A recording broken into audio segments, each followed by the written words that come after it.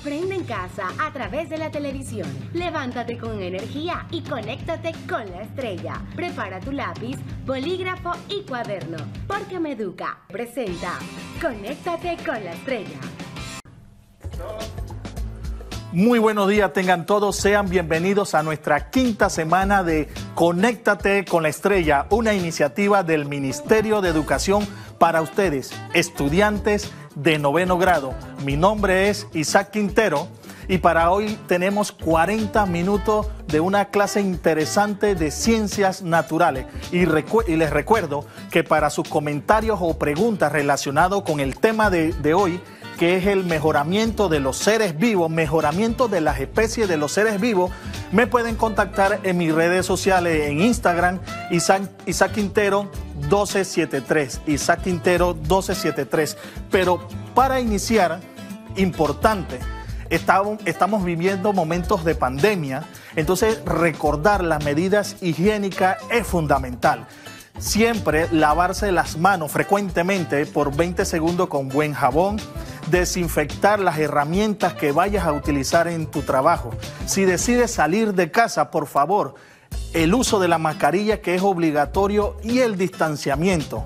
Joven estudiante que me escucha, padre de familia, profesor, por favor, reitera estas medidas higiénicas en el hogar y en tu círculo de influencia, porque en la medida que tú te cuidas, nos cuidamos todos.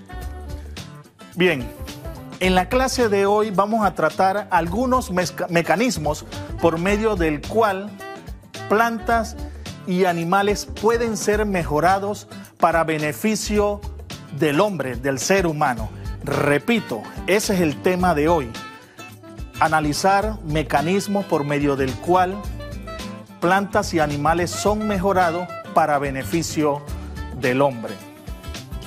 Importante, como este es un espacio dinámico de mucha información, es necesario que tengas a la mano tu cuaderno de ciencias naturales, tu cuaderno de registro, tu bolígrafo, tu sacapunta, tu borrador y tu lápiz, para que recojas la mejor información y que te ayude.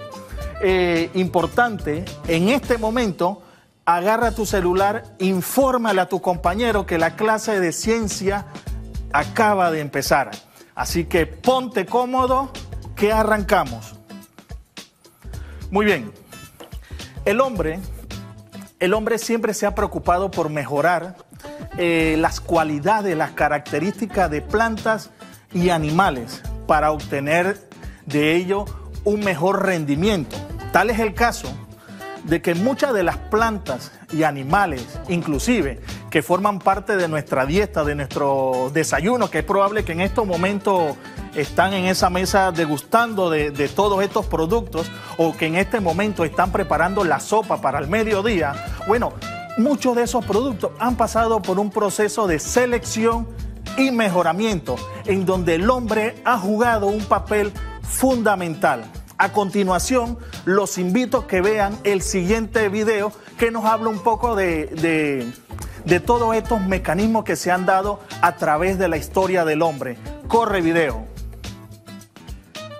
You might not know this, but every day you reap the benefits of plant breeding. In fact, much of what you eat could not exist without it.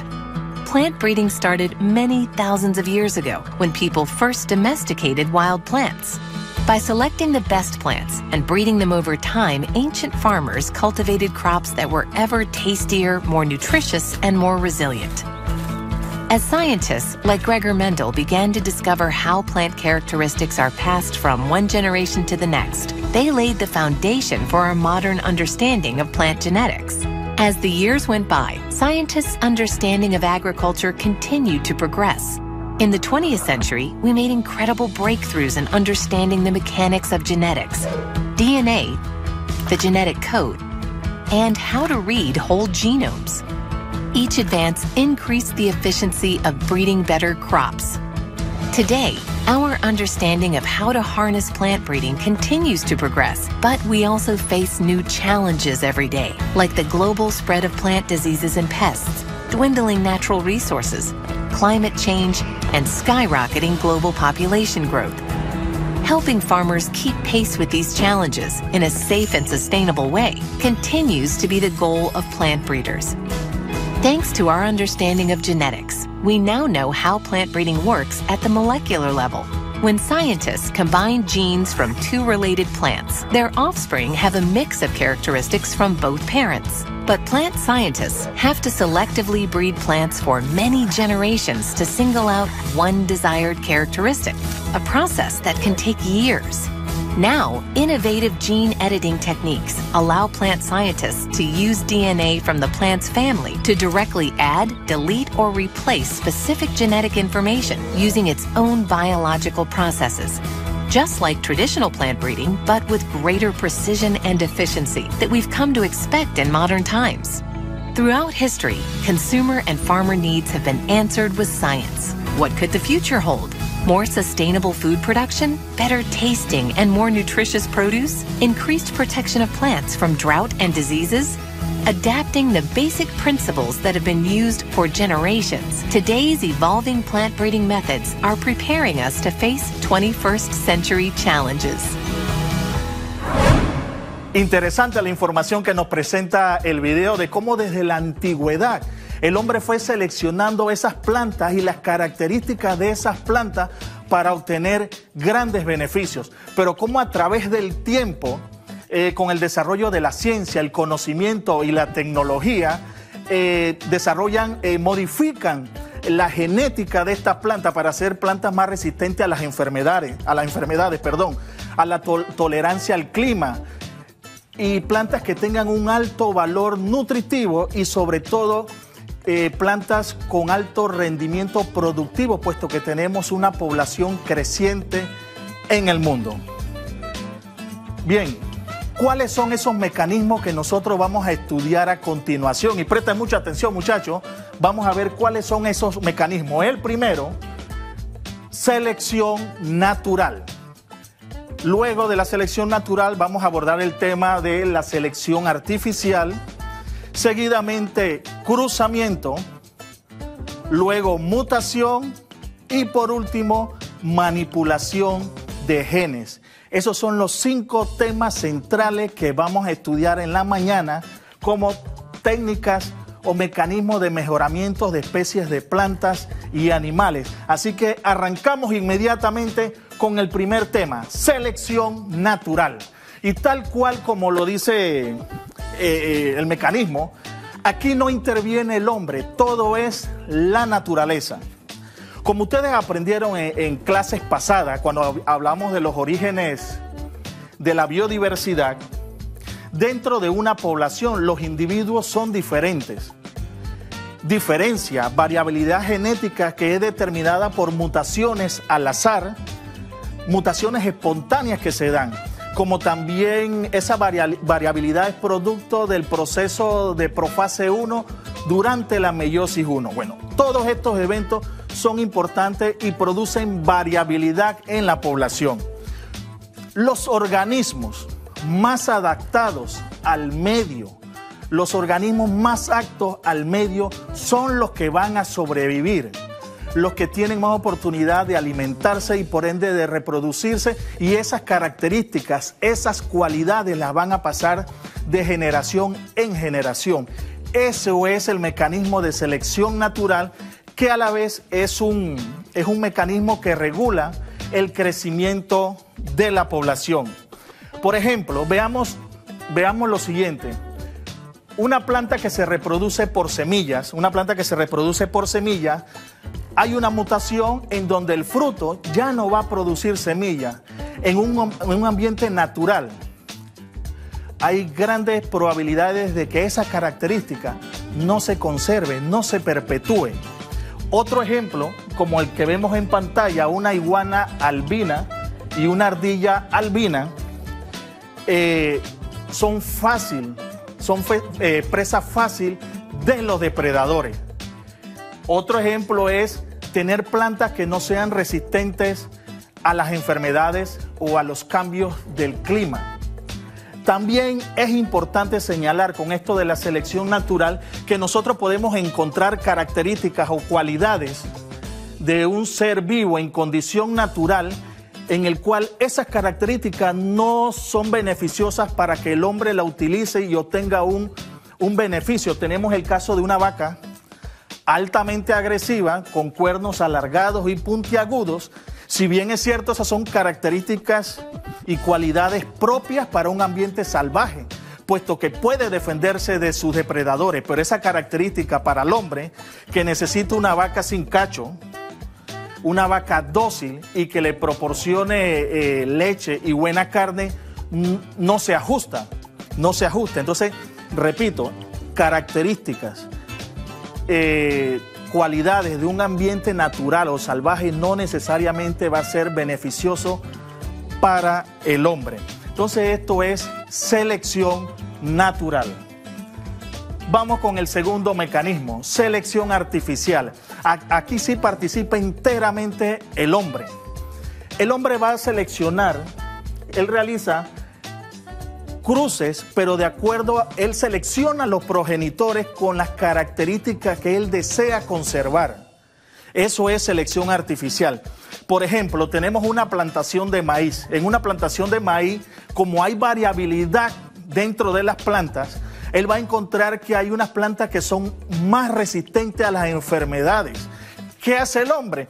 Va a agarrar la semilla y la va a guardar para la siguiente plantación, para obtener individuos, un mayor número de individuos resistentes a las enfermedades.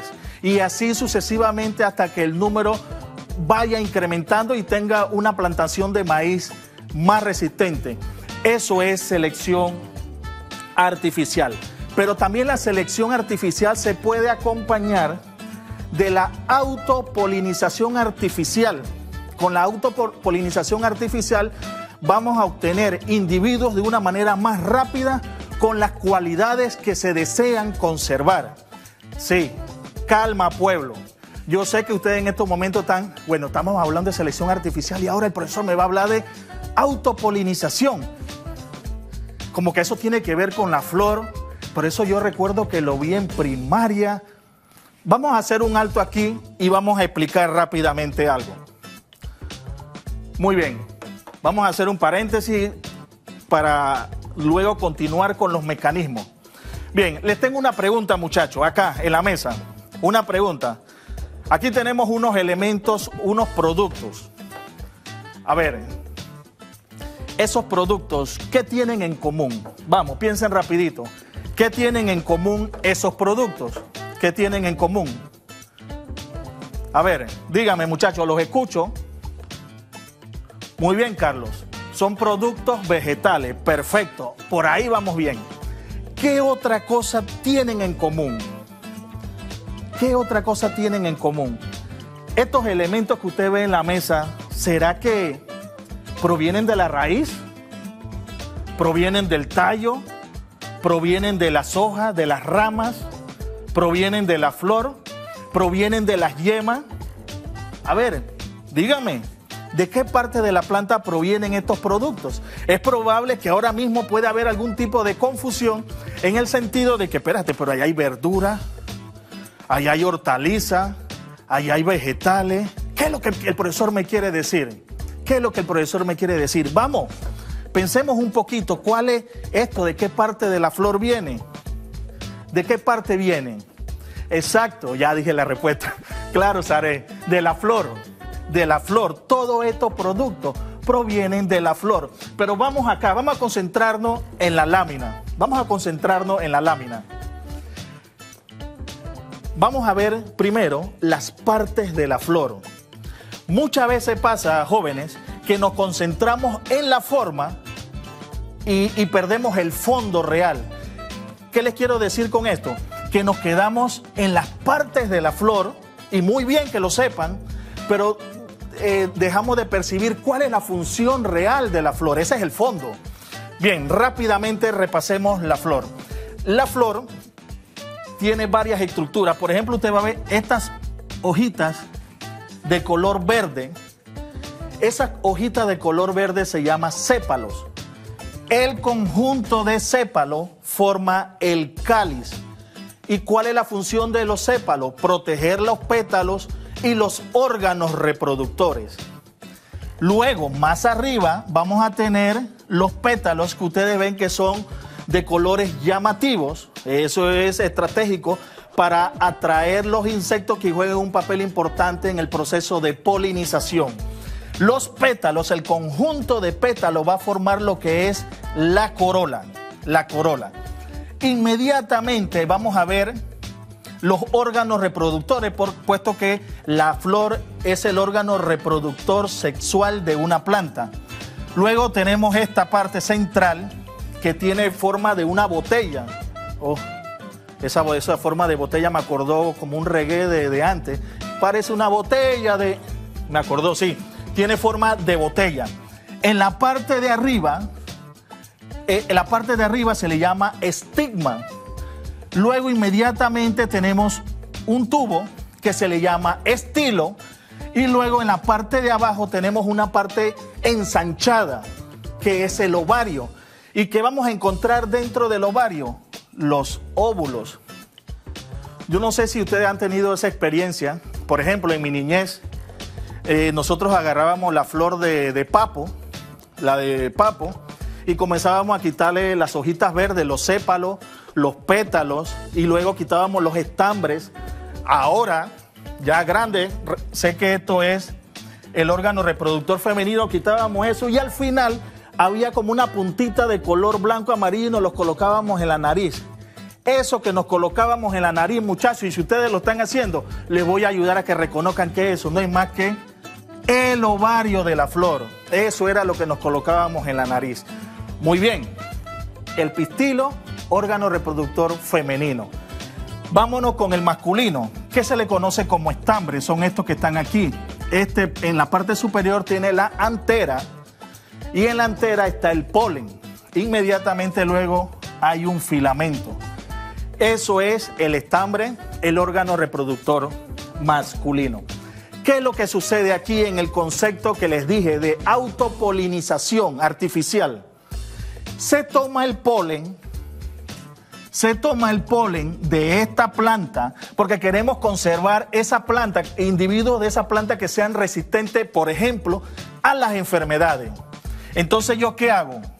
Yo agarro el polen de la antera y lo coloco en el estigma, aquí.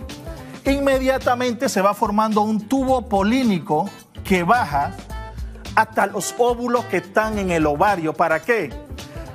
Para que se fertilicen esos óvulos, para que se dé la fecundación. Y con esto vamos a garantizar que los descendientes de esa planta sean resistentes a las enfermedades. Eso es lo que es autopolinización. Ahora bien, ¿qué es lo que pasa en ese proceso? Los sépalos se empiezan a desprender. Ya se dio la fertilización, ya se dio la fecundación. Los pétalos se desprenden, todo se desprende. ¿Y qué es lo que queda? El ovario. El ovario comienza a crecer y a crecer. ¿Qué usted cree que es esto? ¿Qué usted cree que es esto, muchacho? El ovario maduro, el fruto, no es más que el ovario maduro. Y la semilla, ¿qué son las semillas que podemos ver en el zapallo? Sí, el zapallo es un fruto, el tomate es un fruto, la naranja es un fruto, el aguacate es un fruto. Pero ¿qué es lo que son las semillas? Los óvulos que fueron fertilizados por el polen. Y de esta manera, con las semillas, yo voy a tener individuos más resistentes a las enfermedades. Eso es autopolinización artificial, que juega un papel importante en la selección artificial. Muy bien. Le tengo una anécdota. ¿Saben ustedes que en el siglo XIX se dio un tema interesante en los Estados Unidos? Se promulgó una ley en el cual las hortalizas tenían que pagar un impuesto y se exceptuaban a las frutas. Entonces, las personas encargadas de la importación decían, no, pero es que el tomate es una fruta, no es una hortaliza. Claro, porque no formaba parte de los postres después de los alimentos. Entonces hubo toda una situación que se dio ahí, buscaron a los botánicos, buscaron a biólogos para que ayudaran en todo esto. Al final el Congreso decidió que como el tomate se utilizaba en las ensaladas, entonces se quedó como una hortaliza, pero botánicamente hablando. Y su origen no es más que una fruta, viene de la flor. Y lo mismo pasa con el zapallo, que a pesar que digan que es una verdura, es una fruta. Lo mismo pasa con el tomate, bueno, y la naranja, que siempre lo hemos conocido como una fruta. Así que espero, muchachos, que con esta explicación quede más claro esto de la polinización y demás. Pero ¿saben qué? Los invito a que vean el siguiente video para tener más claridad. Corre video. Reproducción en plantas. Es probable que hayas sembrado alguna semilla en un jardín, una maceta o en el huerto de tu casa. ¿Dónde se originan las semillas? ¿Cómo se forman? El cáliz de la flor está formado por un grupo de estructuras llamadas sépalos. Tiene forma de copa y sirve para sostener y proteger el resto de la flor. La corola, formada por el grupo de pétalos, brinda protección a las estructuras internas de la flor. Sus colores y olores atraen a insectos como las abejas, a las aves e incluso a los murciélagos.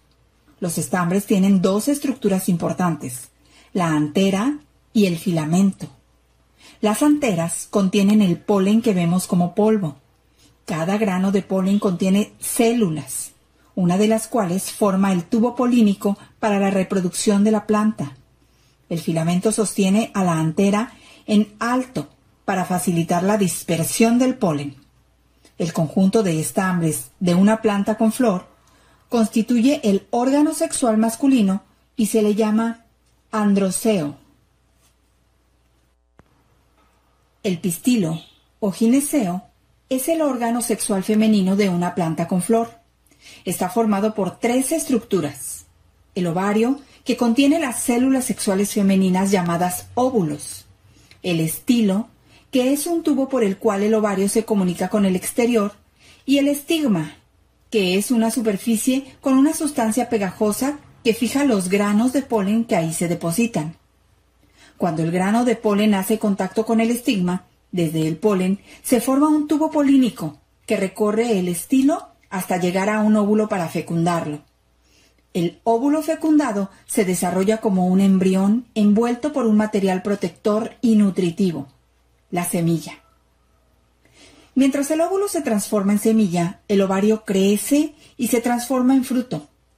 Algunas semillas se reproducen sexualmente, es decir, lo hacen por la unión de una célula masculina con otra femenina. La fecundación ocurre en la flor.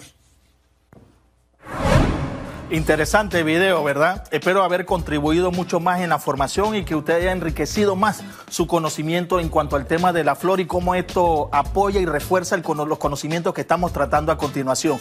Entonces ya hemos visto 2 mecanismos de mejoramiento. La selección natural, que esa es totalmente el ambiente, el más adecuado es el que sobrevive, el más apto, y luego la selección artificial, donde el hombre juega un papel importante. Nos vamos al tercer mecanismo, que es el cruzamiento. El cruzamiento, el ser humano se ha dedicado a seleccionar las especies vegetales y animales que requiere para sobrevivir. Y luego, por medio del cruzamiento, logra conservar las características deseadas.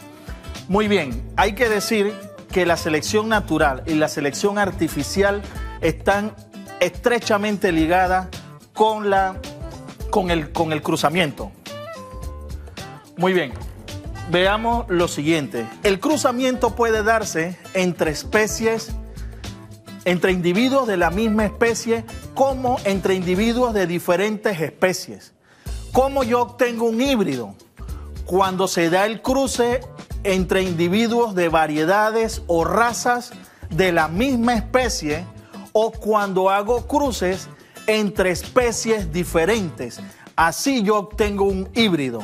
Repito, el cruzamiento se da entre individuos de la misma especie o entre seres de especies diferentes. Y obtengo híbridos cuando hago el cruce entre individuos de especies diferentes. Muy bien, veamos el siguiente ejemplo en animal y luego lo vamos a ver en plantas. En el caso aquí estamos hablando del cruce de una yegua con un burro. Eso da por origen a una mula. Y en el caso del cruce de un caballo con una burra, eso da origen a un burdegano. ¿Por qué se hacen estos cruces? ¿Por qué se hacen? Esos son híbridos, pero ¿por qué se hacen? Porque se quieren conservar características del caballo y del burro. Se quiere conservar la característica del tamaño y la fuerza del caballo, pero también se quiere conservar lo que es la resistencia y la firmeza en el andar de los burros. Entonces, el híbrido resultante es un ser vivo altamente productivo para las faenas agrícolas. Hay un detalle sobre esto. Se dice que las mulas aparecieron en los campos de Estados Unidos para el siglo XVIII. Ya para el siglo XX habían registradas aproximadamente unos 6 millones de mulas que se dedicaban a la labor agrícola. Pero con el desarrollo de la tecnología y demás tractores, las mulas fueron abandonadas y de hecho ya venían pasando por un maltrato animal y un abuso laboral a que eran sometidas. Ya para la década del 60, producto de ese maltrato animal, se crea la Asociación Americana del Burro y la Mula para darle esa protección. Si bien es cierto, estos organismos híbridos son altamente productivos en el trabajo, la desventaja es que son estériles, no dejan descendientes. Otro ejemplo que tenemos acá en plantas, por ejemplo, veamos acá en la pantalla. Tenemos dos variedades de guisante, una de flor morada, violeta, altamente resistente al viento, y luego tenemos una de flor blanca resistente a enfermedades. Yo quiero un duopac, yo quiero un 2 en 1, yo quiero descendientes que tengan las dos características. Entonces, ¿qué se hace? ¿Qué cruzamiento se hace? Una polinización cruzada. Mira que hace un rato hablamos de la autopolinización, ahora vamos a hablar de la polinización cruzada. ¿Qué sucede aquí?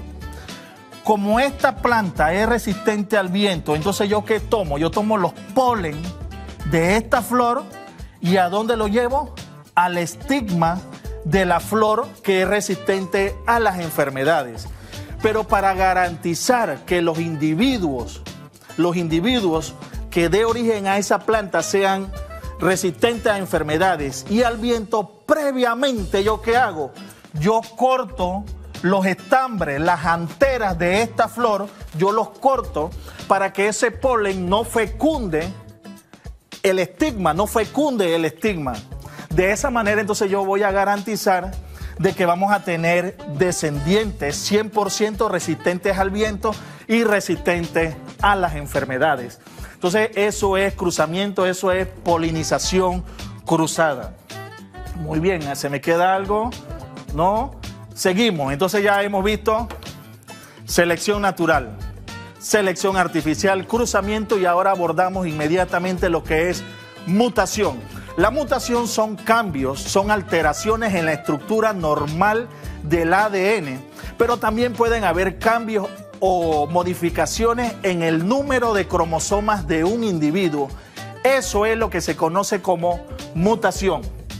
Una mutación favorable se puede conservar mediante la selección artificial y el cruzamiento. Y aquí en pantalla estamos viendo algunos ejemplos de mutaciones que se han dado y que el hombre la conservó a través de la selección artificial y el cruzamiento. Tenemos el ejemplo de la vaca sin cuerno, especial para la producción de leche y de carne, y dócil para que el hombre pueda manejarlo muy bien. Tenemos las naranjas sin semilla, otro ejemplo de mutación.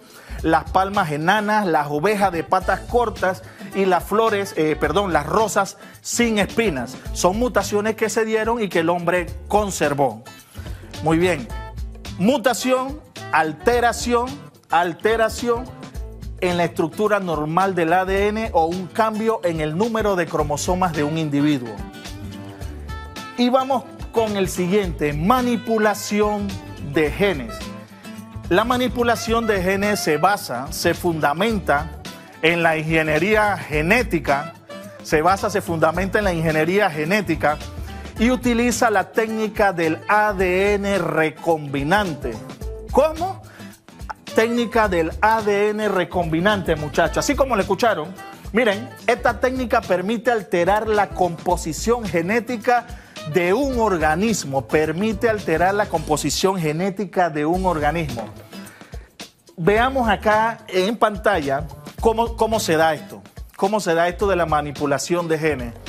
Aquí hay que hablar de células eucariotas y procariotas. Hay que hablar de células eucariotas y procariotas. Vámonos a la lámina que tengo acá. Bien, hay que aclarar estos conceptos o hacer énfasis o recordar qué es una célula eucariota. Como ustedes vieron en clases anteriores, una célula eucariota son las que tienen un núcleo organizado. Ellas tienen un núcleo organizado. Aquí tenemos dos células eucariotas, una célula vegetal y una célula animal. El material genético, el ADN, los genes, los cromosomas, ¿dónde están? Dentro del núcleo. Eso es lo que hace una célula eucariota. Pero hay otro tipo de célula que se le conoce como una célula procariota. Es el caso de las bacterias. Ellas no tienen un núcleo organizado, sino que el material genético está disperso en el citoplasma. Entonces, esto es una célula procariota y estas son células eucariotas. Pero las células procariotas tienen un material genético, un ADN adicional, de forma circular, que está aquí. Vamos a utilizar esta lámina, que está aquí de color amarillo, es de forma circular, que se le conoce como plásmido. Se le conoce como plásmido y que va a ser, este material genético va a ser de gran importancia para la técnica del ADN recombinante. Seguimos acá.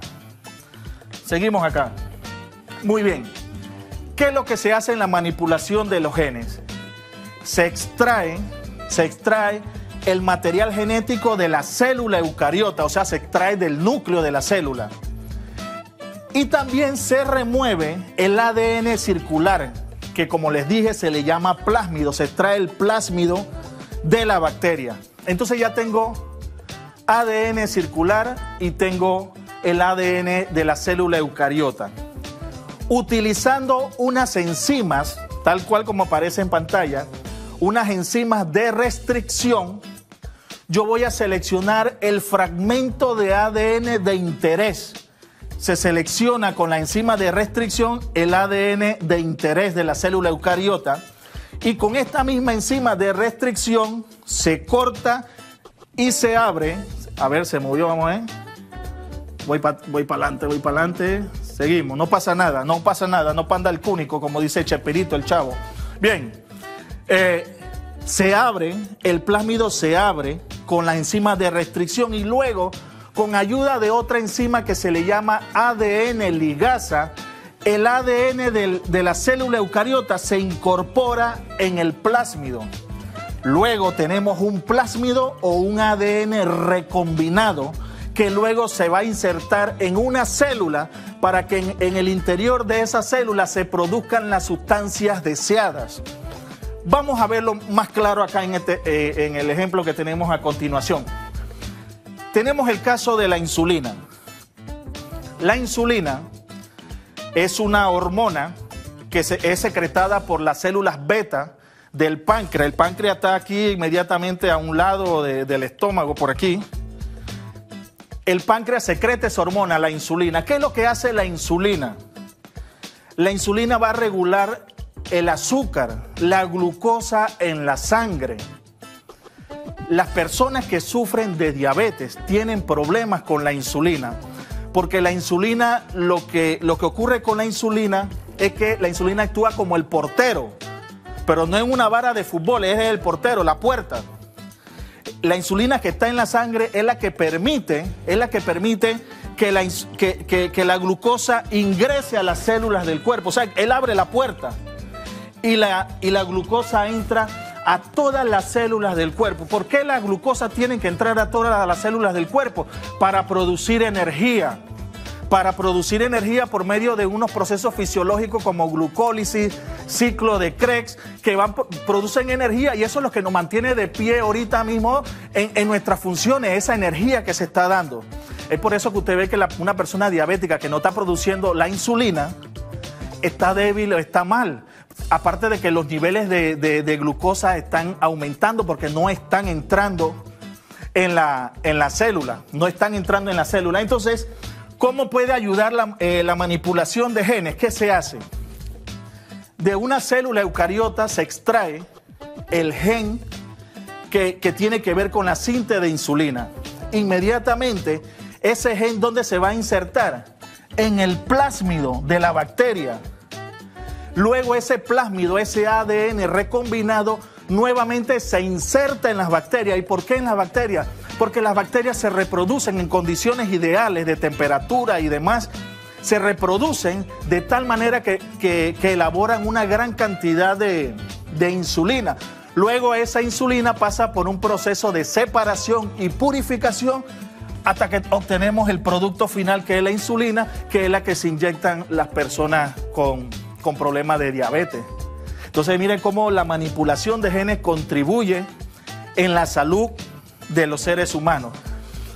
Pero no solo la manipulación de genes aborda ese campo, también lo utilizamos a nivel del ambiente. Como lo dice aquí, se puede obtener bacterias que recojan residuos plásticos, metálicos, inclusive hasta el petróleo. También tenemos que se aplica en el campo de la inseminación artificial, que se emplea para el mejoramiento del ganado, como también podemos utilizarlo. Se ha modificado genéticamente el arroz, el maíz y variedad de frutas y hortalizas. Todos estos son productos en donde se ha aplicado la manipulación de genes. Muy bien. A continuación tenemos la siguiente práctica. Esperemos que hayan prestado atención a la clase. Vamos a hacer una evaluación formativa. Vamos a evaluar formativamente, muchachos, así que prepárense, no tienen que copiar nada, solo la respuesta, solo la respuesta. Vamos con la número 1. El polen de una planta resistente a las enfermedades se coloca en la parte sexual femenina de una planta resistente al viento y se obtiene una planta con dos cualidades: resistente a enfermedades y al viento. ¿Cuál es la respuesta? A la cuenta de 3, 1, 2 y 3. Cruzamiento, perfecto, muchachos. Vamos bien, vamos con la segunda. Una iguana albina, a diferencia de una verde, es presa fácil para los depredadores. A la cuenta de 3, 1, 2 y 3. La respuesta es selección natural de 2, 2. Vamos con la tercera. Se incorpora en las ovejas el gen que produce la proteína antitripsina. Alto, alto. El gen de la antitripsina. ¿Qué pasa con la antitripsina? Vamos a decirlo rapidito aquí. La antitripsina es una proteína que produce el hígado. Esa proteína protege al hígado y protege a los pulmones de enfisemas pulmonares. Personas descendientes de europeos o norteamericanos descendientes de europeos son los que generalmente tienen estos problemas.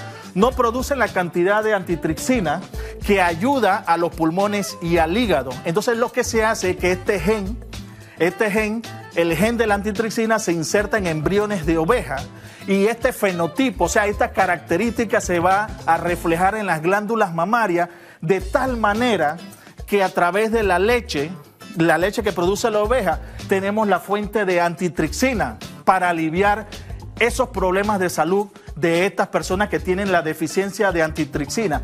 Y se preguntarán, ¿qué es un enfisema pulmonar? El enfisema pulmonar no es más que los alvéolos pulmonares, las paredes de los alvéolos pulmonares se desgastan, se están destruyendo. Y como ustedes saben, a nivel de los alvéolos pulmonares es que se da el intercambio gaseoso. Entra el oxígeno a la sangre y sale el dióxido de carbono. Bien, aplicado eso, seguimos. Vamos, se incorporan en las ovejas el gen que produce la proteína antitripsina. De esta manera se obtiene leche para el tratamiento del enfisema pulmonar. La respuesta a la cuenta de 3 ya la deben saber. Manipulación de genes.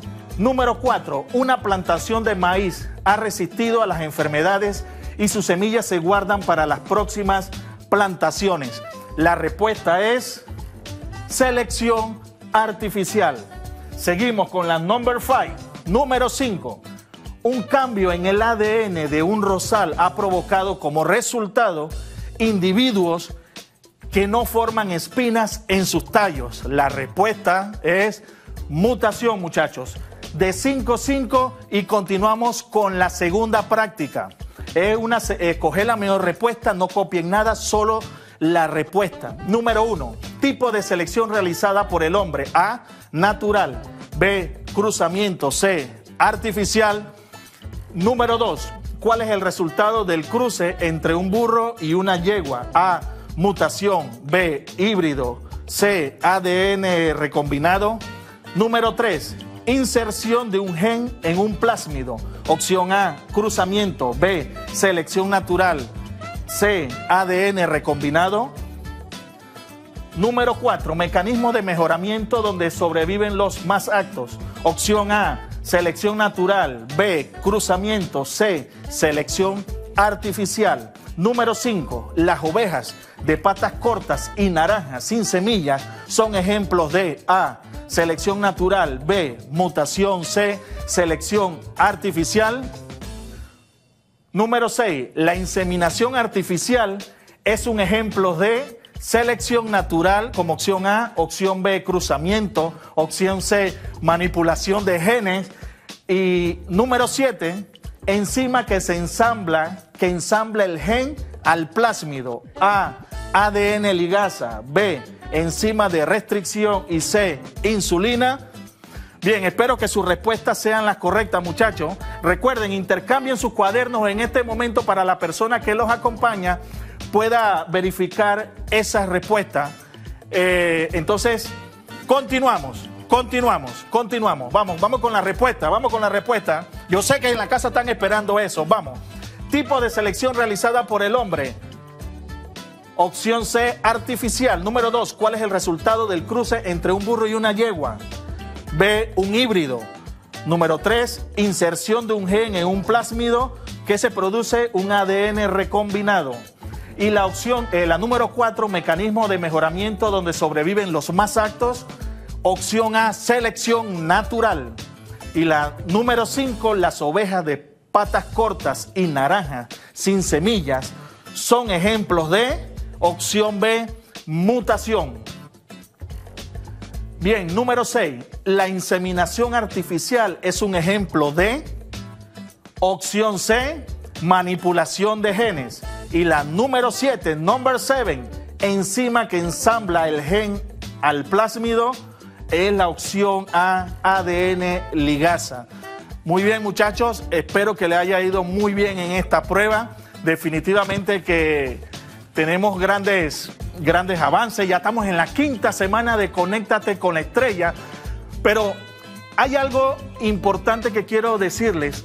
Es que no me quiero ir y que quede esto, la clase, de que solo son cosas memorísticas. Me interesa que usted aplique lo que usted aprendió. Lo que aprendió acá, que lo aplique, porque al final eso es lo importante. No que algo te queda como la memoria, sino que como la pregunta que ustedes se hacen en el salón. Profesor, ¿y esto para qué me sirve?